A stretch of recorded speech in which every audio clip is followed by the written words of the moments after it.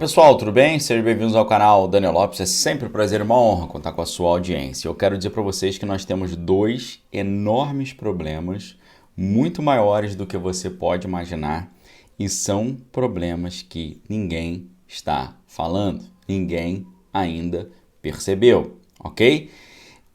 A gente fica preocupado, né, com o que tem sido falado, com as possibilidades que podem acontecer no futuro, né? Pessoal falando aí sobre estabelecer regulamentações sobre as redes sociais, regulamentações sobre os meios de comunicação. Isso tudo é uma questão muito preocupante, muito séria, porque a gente sabe que, como eu tenho dito aqui sempre, para você tomar a melhor decisão, você tem que estar ali tendo à sua disposição as melhores informações. Sem você estar bem informado, você não consegue decidir bem. E é por isso que antigamente os grandes reis, né, sempre tinham os seus conselheiros que traziam para eles as melhores informações para eles poderem tomar as melhores decisões. Então, é muito preocupante essa ideia da regulamentação das redes sociais e da comunicação, mas pela pirâmide de Maslow, você percebe que tem algo ainda muito mais sinistro. Para quem não se lembra, a pirâmide de Maslow é o nome de um cara que separou ali 5 níveis de necessidades humanas. Tem as necessidades mais prioritárias e as mais superficiais, né? Essa estrutura ela aparece na forma de uma pirâmide. Na base dessa pirâmide você tem as necessidades fisiológicas, que são as necessidades ali de comida, água, abrigo e descanso. Você tem as necessidades de segurança, que é a segurança física, saúde da família, necessidades sociais, amor, amizade, viver em família, comunidade. Você tem as necessidades ali de estima ou de autoestima, reconhecimento, status, né? E tem também a realização pessoal, criatividade, talento e desenvolvimento pessoal. Quando você pensa em comunicação ou meios de comunicação, você está pensando ali em necessidades que não são vitais. Pode te atrapalhar muito não ter o acesso a uma boa comunicação. Agora, o que te faz mais falta? Ter a boa informação ou ter comida? Ter a boa informação ou ter a subsistência? É isso aí que está em jogo. Quem acompanha o canal Daniel Lopes sabe que eu tenho falado aqui há muito tempo, pelo menos desde abril desse ano, que sem o Brasil o mundo não sobrevive. Melhor dizendo, sem a produção de comida brasileira, o mundo não sobrevive. Isso ficou evidente quando foi falado pela diretora-geral da Organização Mundial do Comércio, quando visitou o nosso país em abril de 2022 e foi embora dizendo que sem a nossa produção de comida, o mundo não sobrevive. Eu adaptei um pouco essa frase, dizendo para vocês que se o Brasil cair, o mundo inteiro cai. Ok? Essa que é a grande questão. E essa ideia, né, de que a questão o problema da falta de comida e como a produção de comida tem sido atrapalhada no mundo inteiro e a questão da criação das moedas digitais centralizadas, né, a transformação do dinheiro físico para o dinheiro digital, são as duas questões mais preocupantes hoje no mundo inteiro. E chegou aqui de forma mais rápida do que eu imaginava, porque você pode ver hoje que existe aí uma grande preocupação entre os nossos conterrâneos aqui sobre a questão de como vai continuar a nossa produção de comida. Até então, a gente tinha perspectivas aí muito boas, né? Porque temos perspectivas de que a nossa produção de comida aí estava crescendo vertiginosamente, né? A produção ali com uma perspectiva de crescer até 4%, e isso é uma coisa maravilhosa, né? Porque a gente garante não só a nossa segurança alimentar, mas do mundo também. Agora o problema é que com os últimos acontecimentos, né, com as dificuldades colocadas aí, esse negócio vai ficando mais difícil, tá? E ficou muito claro e acabou sendo bom aquele fiasco lá todo das situações que envolveram aquela cúpula do clima, né? Aquela ideia da COP27, né? Por que o nome desse negócio é COP27? Porque ela é a conferência das partes da UNFCCC, que é uma organização ali, né, a Conferência do Clima da Organização das Nações Unidas. Por que é COP, então? É Conference of the Parties, né, a Conferência das Partes 27. Por que é 27? Porque essa foi a 27ª conferência que aconteceu lá em território egípcio, né? Você viu todo o fuzuê que foi gerado com aquilo lá, mas aquilo ali foi importantíssimo para nós percebermos como se o Brasil permanecer próspero, permanecer com a sua produção de comida e de energia vigorosa, um grande obstáculo será colocado a esse plano total de controle. Porque, sejamos claros, e aqui eu vou mostrar para vocês o tamanho do problema, a produção de comida tem sido demonizada no mundo inteiro. A Holanda, que é o segundo maior país exportador de comida do mundo, a gente já viu que o governo holandês ali criou uma determinação de que os holandeses precisam diminuir em 30% o seu número do seu rebanho de gado. E se eles não fizerem essa redução, eles podem até terem as suas propriedades simplesmente expropriadas, ok? Seguindo aquele planinho da cartilha do Carlinhos Marcos, né? O Marx, no Manifesto do Partido Comunista, quando ele fala, né, ele sonha ali com o fim da propriedade privada.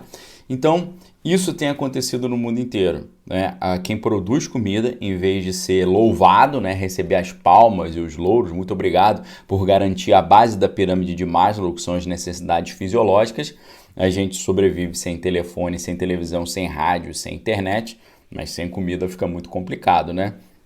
Então, para você que acha que estão tentando tirar a internet de cena ou o transporte de cena, como foi falado lá na COP27, a comida está sendo tirada de cena também. E é por isso que você precisa prestar atenção, porque no final das contas o que está acontecendo é o seguinte: a produção de comida tem sido demonizada, porque eles estão dizendo que gasta muita energia produzir comida e também atrapalha o meio ambiente, porque a vaca faz xixi, o xixi da vaca acaba poluindo os rios e mata os peixes, ou seja, eles estão mais preocupados com os peixes do que com as pessoas.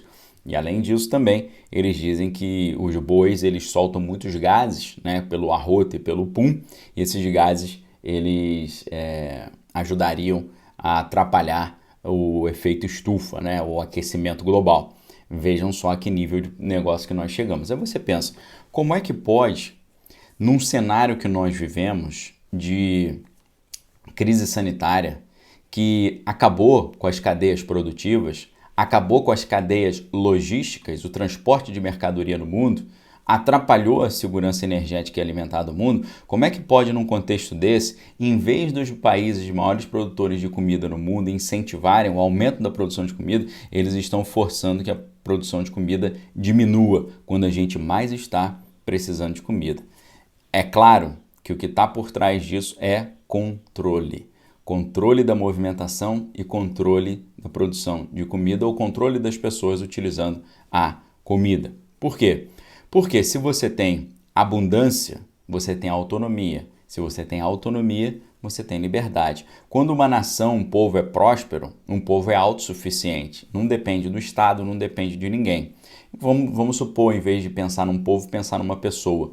Se você tem uma pessoa que é autossuficiente, ela vive do seu suor, do seu trabalho, não deve nada a ninguém, ela tem autonomia, ela tem liberdade, ela faz o que ela quiser, na hora que ela quiser. Agora, se você quer controlar essa pessoa, você tem que tirar dela a sua autonomia. Você tem que trazer, em vez da abundância, trazer a escassez. Com a escassez, ao contrário da abundância, você tem dependência e controle, ok? E a gente sabe que existe uma agenda internacional programada para o ano de 2030, mas que está se antecipando, e em certo sentido conhecido também como Grande Reset, que tem exatamente esse objetivo, de trazer o quê? O controle sobre as pessoas através de uma espécie de neofeudalismo, né? Um novo feudalismo aí, onde ninguém vai ter nada, mas vai ser feliz. O que você quiser ou precisar, você vai pegar emprestado e será entregue na porta da sua casa por um drone. Então o que a gente está vendo acontecer no mundo hoje é o seguinte: eles estão, por exemplo, fazendo com que a gasolina fique tão cara que você não consiga mais andar de carro. Depois que a gasolina ficar tão cara que você não vai conseguir mais andar de carro, isso vai justificar mudar o meio de transporte de gasolina para transporte elétrico. Eles vão falar, olha só como a gasolina está cara demais e também polui muito. Precisamos mudar para o transporte elétrico. Mas depois a eletricidade também vai ficar muito cara, que vai inviabilizar o transporte. No final das contas, o que eles estão querendo é inviabilizar o transporte, acabar com a propriedade privada dos carros e fazer com que a pessoa não tenha o seu poder de locomoção. E o que a gente mais percebe dentro disso é a demonização dos próprios aviões. Os aviões têm sido demonizados. Se continuar do jeito que está, pessoal, daqui a pouco você viajar de avião vai ficar um negócio inviável. Porque hoje você vai comprar uma passagem aérea, já tem ali, já aparece junto com o preço o negócio de crédito de carbono, né?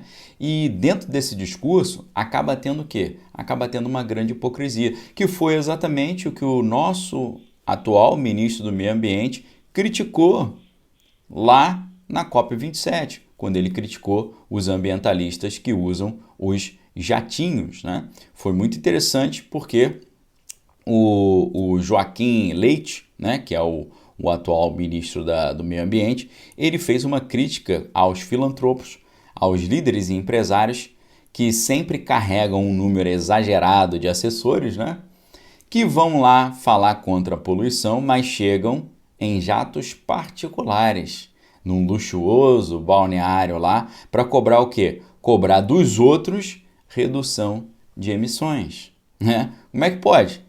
O cara quer que os outros reduzam, mas eles não reduzem, não estão liderando pelo exemplo, né? Sugerem, por exemplo, em substituição à gasolina, sugere aí veículos ultramodernos movidos a hidrogênio ou 100% elétricos, né?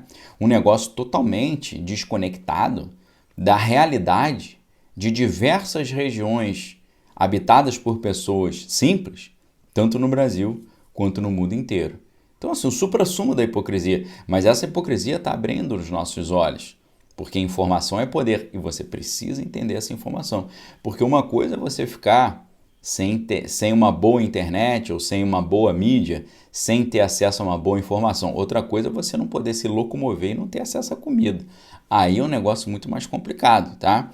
Segundo o ministro, ele defendeu uma tese muito interessante, porque ele disse que a política ambiental ela deve se basear na geração de emprego sustentável, emprego verde, e não na redução dos gases, né? Porque o que ele está querendo dizer? Essa política toda ela quebra empresas, gera um gasto trilionário e acaba reduzindo empregos, né? E para você ter ideia do tamanho da hipocrisia, de acordo com um grupo europeu chamado Transporte e Meio Ambiente, a emissão de gases do efeito estufa nesses aviões particulares é de 5 a 14 vezes maior do que a média dos viajantes em aviões normais de carreira, aviões comerciais. Quando esses líderes optam, em vez de ir num avião comum e num jatinho, eles estão gastando de 5 a 14 vezes mais combustíveis e poluentes, tá? A partir da queima do combustível, a liberação de gases, só numa voltinha dessa, se aproxima 2 toneladas, tá? Um jatinho desse, ele emite ao menos ali, para ir e voltar, fazendo esse trânsito todo, chega a emitir 104 toneladas de carbono equivalente. Em poucos dias, eles lançam e lançaram na atmosfera aquilo que um brasileiro demoraria 15 anos para emitir de poluição. Ou seja, cerca de 400 jatos foram para esse evento aí do clima e chegaram lá na semana passada com esse nível todo de poluição e de hipocrisia. Então a ideia aqui, pessoal, é tornar a gasolina tão cara que não dê mais para usar o carro, e isso justificar a troca do carro a gasolina pelo carro elétrico, e depois a energia elétrica ficar tão cara que você não consegue usar o carro elétrico também, e aí ninguém vai ter condição de ter um carro, porque às vezes você pode até ter o carro, mas não vai conseguir carregar o carro. Ou seja, acabar com a locomoção. É claro que quando você olha no Manifesto do Partido Comunista, os 10 passos para a implementação do socialismo, você vai ver que entre eles está o controle do transporte.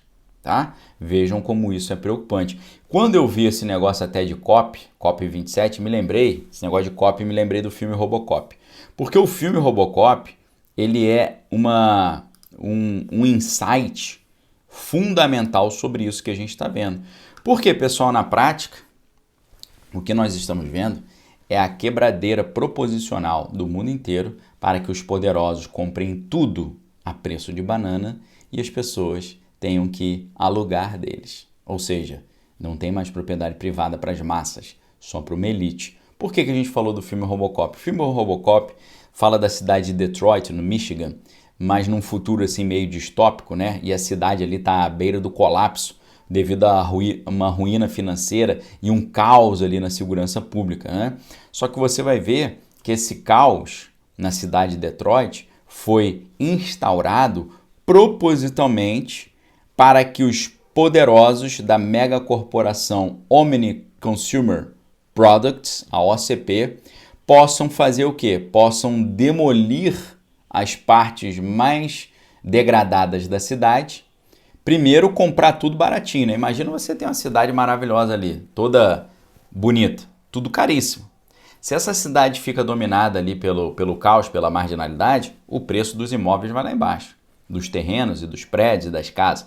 Então eles sucateiam a cidade toda, fazem ela ficar completamente ali caótica, chegam lá, compram tudo baratinho e depois reconstroem uma cidade caríssima ali e só exclusiva para a elite. É isso que eles estavam fazendo lá, porque o presidente da Câmara lá da cidade, de Detroit, ele fez um acordo com essa OCP, dando para essa OCP o controle das forças de segurança, tá? Em troca de permitir que essa empresa pudesse demolir as áreas degradadas da cidade e construir ali uma cidade utópica, a Delta City, uma espécie de cidade-estado independente gerida pela própria corporação. Nos meus artigos na Gazeta do Povo já tenho falado sobre isso, como eles estão programando construir cidades para elite, cidades fechadas, e o povão ficar largado aí completamente dependente. Um cenário totalmente medieval mesmo, um negócio assim de feudalismo mesmo, tá? Só que o robô que esse pessoal queria usar para controlar a criminalidade, e eles ao mesmo tempo, você vai ver que essa empresa ela controlava a criminalidade e o sistema de segurança. Eles controlavam os dois ao mesmo tempo. Eles aumentavam a marginalidade para poder justificar mais investimento no sistema de segurança, né? Um negócio muito doido. Eles têm ali um robozão, que é o modelo ED 209, só que esse modelo dá problema. Então o que eles fazem? Eles pensam em criar um Android. E até nisso você vê como é que a gambiarra é incrível, né? Porque eles falam assim, peraí, para a gente construir um novo tipo de robô Android, a gente precisa esperar algum desse agente de segurança perder a vida. Então o que eles fazem? Eles precisam pegar um agente desse recém-falecido para poder fazer o experimento. Então o que eles fazem? A OCP atribui tarefas para os agentes de segurança nas zonas mais intensas e problemáticas da cidade, na espera de que algum batesse as botas ali no cumprimento do dever e assim eles poderiam fazer o projeto, ok? Conclusão, tudo planejado, né? E o curioso é que o Robocop, quando ele descobre que toda a elite ali estava corrompida, e ele vai tentar eliminar os caras, ele não consegue, porque na programação do sistema operacional dele, ele não pode ir contra os seus criadores, né? Ou seja, no filme ali você tem uma força de segurança que não consegue ir contra os caras do mal, porque os caras do mal conseguiram botar ali um sistema que eles não conseguem ir contra eles, né? Então, assim, muito elucidativo, muito esclarecedor. Às vezes, a ficção, ela nos ajuda a entender melhor ainda a realidade do que uma notícia ou um livro de história. Existe até uma linha da história que pensa assim, que é o novo historicismo. O novo historicismo vai dizer que, muitas das vezes, obras artísticas representam melhor uma época do que um livro de história, né? Às vezes, uma das teses, né, do novo historicismo, do Stephen Greenblatt, é que, para você entender a época de Shakespeare, por exemplo, mais importante do que você ler livros de história sobre a época é você ler as peças do Shakespeare, porque o Shakespeare está retratando através da literatura, da arte, do teatro, os traços peculiares daquela época. Então, é muito importante hoje a gente usar obras de ficção para poder entender melhor a realidade, que ajuda muito. Ok, pessoal? O que você achou desse vídeo? Deixa um comentário aí embaixo. Forte abraço, fique com Deus, amém, todas as coisas aí tem que é bom. A gente volta em breve com mais conteúdo exclusivo só aqui no canal Daniel Lopes. Valeu!